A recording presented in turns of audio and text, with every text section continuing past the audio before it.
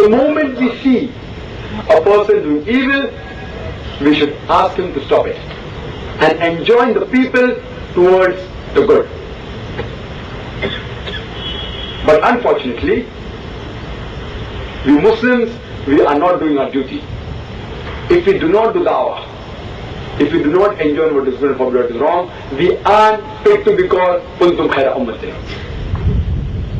And the Holy Quran mentions in Surah Baqarah, chapter number 2, verse number 143, that we have made you a community justly balanced, the middlemost community, Ummat al-Wasat, so that you may be a witness over the nation, and the messenger will be a witness over you. It's the duty of every Muslim, the whole Ummah, to be a witness over the other people, over the other nations, and the beloved Prophet Muhammad, peace be upon him, will be a witness over us. The other verse of the Holy Quran I quoted in the beginning of my talk was from Surah Daawah, chapter number 9. Surah Daawah happens to be the most militant surah of the Holy Quran. Why do I say that Surah Daawah is the most militant surah of the Holy Quran?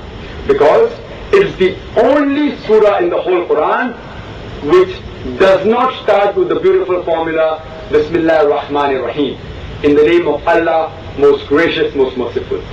Otherwise, each and every chapter besides Surah Daawah, all the other 130 chapters of the Holy Quran start with the beautiful formula Bismillah ar-Rahman ar-Rahim, in the name of Allah, most gracious, most merciful. For example, Bismillah ar-Rahman ar-Rahim, Qul a'udhu bi rabbin nas. Bismillah ar-Rahman ar-Rahim, Qul a'udhu bi rabbil falaq. Bismillah ar-Rahman ar-Rahim, Qul huwallahu ahad.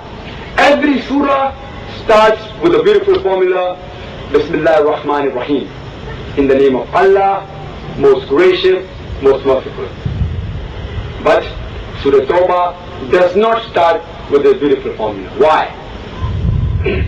Because Allah subhanahu wa ta'ala, if you read the first few verses, verse 1 to 4, there is a treaty between the Muslims and the pagans of Makkah, a peace treaty.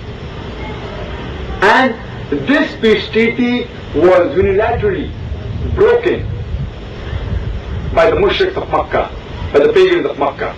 So Allah subhanahu wa ta'ala gives them a warning in verse number 4 and verse number 5. He says that if you do not put things back within 4 months, then there will be a declaration of war. If you do not put things back in 4 months, there is a declaration of war. And Allah says in verse number 5 that after the 4 forbidden months are over, wherever you find these mushriks, wherever you find this pagan, slay them in every stratagem of war. But if they ask for forgiveness, you may let them go. But Allah is giving a warning. Whenever any warning is given, but natural, you have to be firm, you have to be militant. For example, if you're walking with your wife on the road, or if I'm walking with my wife or my sister on the road, and suppose there is a hooligan who snatches the handbag of your sister or of your wife and he runs away. But natural, you will chase the hooligan.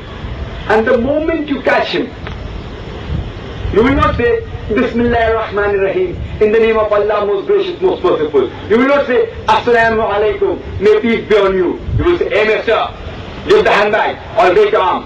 Hey mister, give the handbag, or I'll break your neck. You have to be firm. You have to be militant. In the same way, Allah subhanahu wa ta'ala, when He gives a warning to the mushriks of Makkah, Bismillah is uncalled for.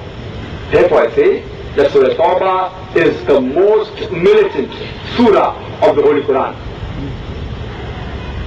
But by the time Allah subhanahu wa ta'ala, by the time He reaches verse number 23 and 24, we Muslims, we are in the firing line.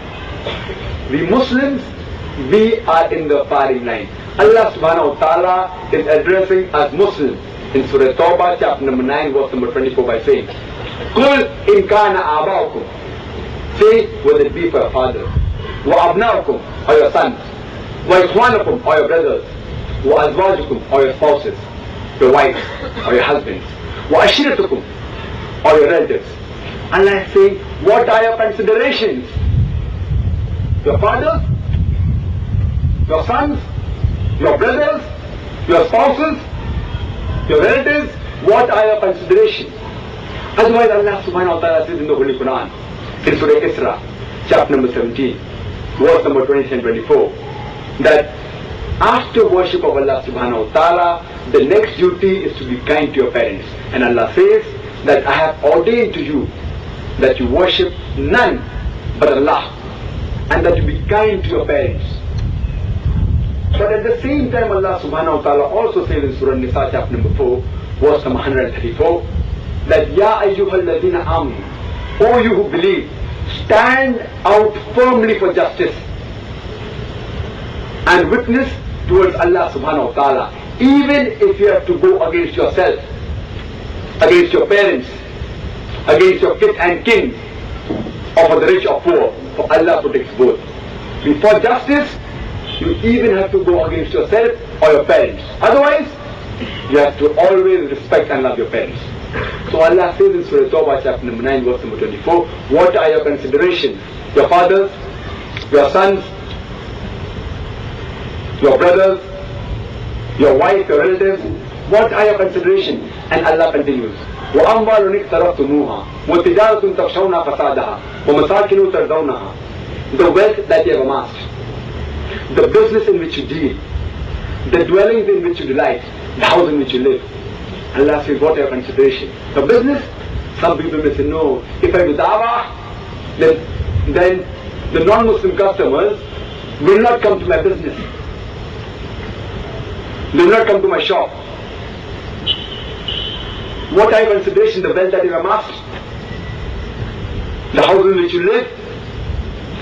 Allah says in Surah Baqarah chapter number 2 verse number 261 that if you sow one grain in the way of Allah subhanahu wa ta'ala, Allah will give you 7 years, each year bearing 100 corns, 100 grains.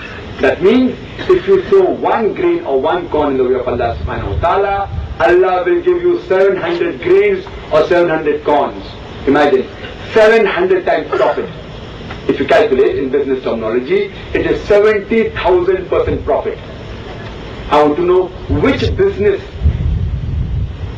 in which business will you get 70,000% profit? Allah promises you, and Allah continues and says, I will give you many-fold more. So if you put your wealth in the way of Allah subhanahu wa ta'ala, Allah promises you no less than 700 times, 70,000% profit. So Allah asks you, what are your considerations? Your father, your sons, your brothers, your wives, your relatives, your wealth, your business, the houses in which you live, and Allah continues. Ahabba ilaykum min Allahi wa rasulihi wa jihadin fi sabilihi. If you love all these things more than Allah, His Rasul, and doing jihad in the way of Allah, Allah says, فَتَرَبَّصُوا, you wait. Allah is asking us Muslims to wait. And believe me, we are waiting, sitting on our backside doing nothing. What does Allah mean when He says, فَتَرَبَّصُوا? What does Allah mean in the Holy Quran when He says, wait? What does He mean? For example, if suppose a teacher says in the classroom that look out for a word in a book, when the students are reading in a book, and when the teacher says look out for a word, the teacher actually means you should look in the book, not look out of the book. It exactly means the opposite. That's the genius of the language. When the teacher says look out for the word, she actually means you have to look in the book, not look out of the book. Similarly, suppose there's a senior student in the school who is bullying a junior student.